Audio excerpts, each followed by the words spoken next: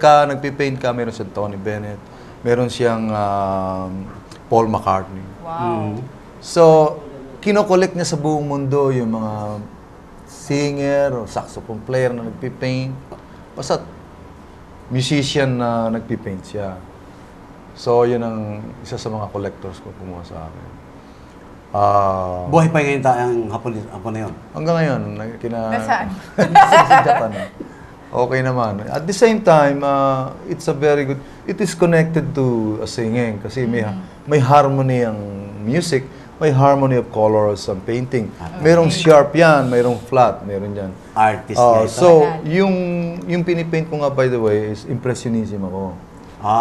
So, parang blurry na... No, impression is you don't get the whole thing. Kunwari, gusto kong palabasin yung mata mo, kukunan ko muna yung mata, yung muna ipipaint ko, tapos i-cover ko ngayon yan, maraming cover. Saka mo hanapin. So, meron... Ang hirap pa yan. Maghahanap pa ako. Modern art is like that. Okay. Kailangan ma-educate ka ba, di? Oh, sige. Thank you. Kaya Thank you very nakakahiya much. naman, nandito ka sa TV show. Yung kasing 20% iniwan sa audience sa modern art. Ikaw mag-isip, anong laman yan? Ano yan? So, as you, matagal kayo tinitingnan, tao pala yun, babae na kaubad. Oh, ito, para sa mga intellectual itong classic Sandali, painting. tapusin ko muna. Sige. Marami pang kwento eh. O, ikaw lang nagkukwento. Oo nga, ako na muna. Show mo naman to. Sige, sige. Wala na nga akong bayad. Ayaw pa ako pagkwento eh.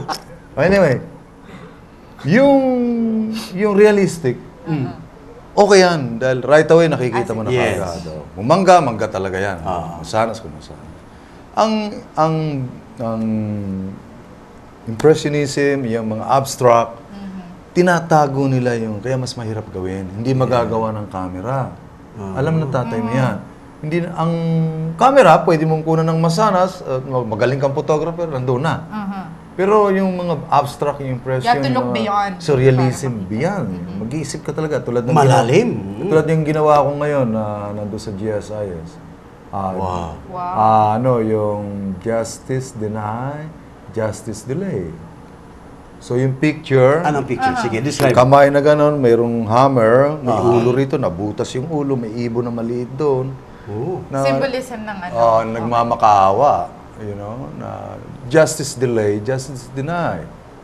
So this could be your avenue kung bakit ka naging interested sa politics as well. Oh Parang- yes, masyado kong, kasi nakikita ko, sa Amerika, sa Australia, bakit yung mga country to successful? Ano bang pagkakaiba sa Pilipinas? Ito. Kaya ako pumapasok sa politics. Nakikita ko kasi yung magandang bayan sa ibang bansa na pwede namang gawin dito. Pero nakita ko ang roots ng lahat ng problema. Ang roots lahat ng problema, compare sa Amerika, sa Australia, yung mga tumatakbo ron, wala, nakasimple lang. Nandun lang sa kanto, nagbibigay ng flyers sa mga simbahan. Dito, naka-television. Kailangan mo ng 200 million para maging Mahigit. senador ka, no? Okay lang yan kung pera niya. Masama ron. Baka hindi niya pera. Yun ang malaki. Politics. Politics. Okay, huwag natin. But lifestyle eh. Lifestyle. Lifestyle and politics. Dagdagan mo. ganun ba? Para makakuha ka ng mga commercial. Ganun ba yun? May Pero alam mo, iba sa Frida, showbiz. hindi lang yan alam yan. Marami pang alam yan. Hindi. Ano? Malalim yan si Victor Wood. Malalim yan. Pero may tatanong ako sa'yo. sige. Balik tayo sa nung sikat Nung na araw, sikat nung ka. araw, yan. Nung nasa ruro ka ng kasikatan. Nasa peak. In fact, ano nga tayo no? Ewan ko, correct me if I'm wrong, sabihin mo kung totoo ito o chismis lang. Okay.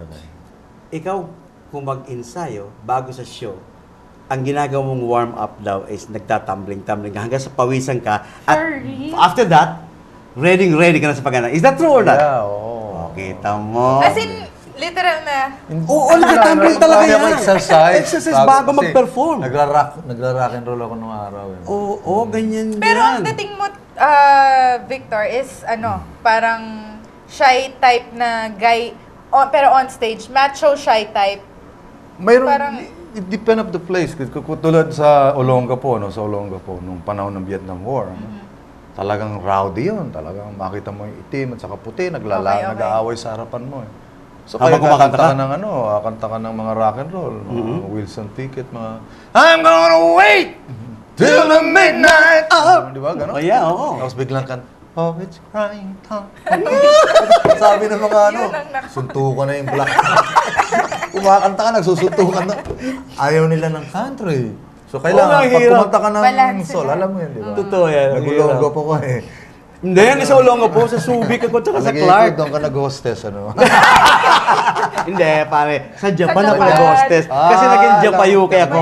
Kauna-una. Talagang buhay Ikaw ko. ang pinakamatandang Japayuke. Pero Victor. Baka mamaya maniwala mga tao ito. Victor, Anyway. ikaw lang ang singer na kilala ko dito sa Pilipinas Go ahead. na nag-yodel. Parang Ay, oo. version ni, Now, ni good Daddy. question Why again. not? Good question.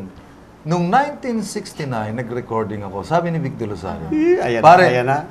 kopya mo si Tom Jones.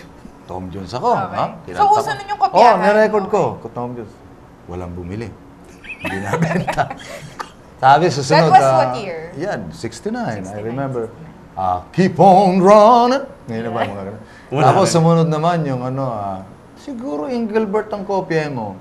Yung mga instrumento, may mga Yeah. vibe. As the summer sky turns to gray. Impersonator ka rin Diba? pati. Wala rin. Ayan, gusto mo marinig lahat mamaya. A certain smile. Aba, anyway, kung titingnan mo yung titingnan mo yung mga kanta, sabi ko, dalawang plaka, bagsak ha. That's truth, wala. Ayaw ko na magplaka. Umalis ka. Alam ko Hindi pa, yung hindi kwento pa, niya. hindi pa ako umalis. Sige. Alam ko yung kwento nito eh. Itong Peregrina pare, napakagaling, ang lakas ng benta, no? Ang hirap banggain ito, sabi ko, hinanap ko yung composer niyan. Pare, bigyan mo nga ako ng kanta nung... Sabi niya, sige, compose kita. Yung I'm Sorry, My Love. So sabi ko kay Vic, pare, gitara na lang.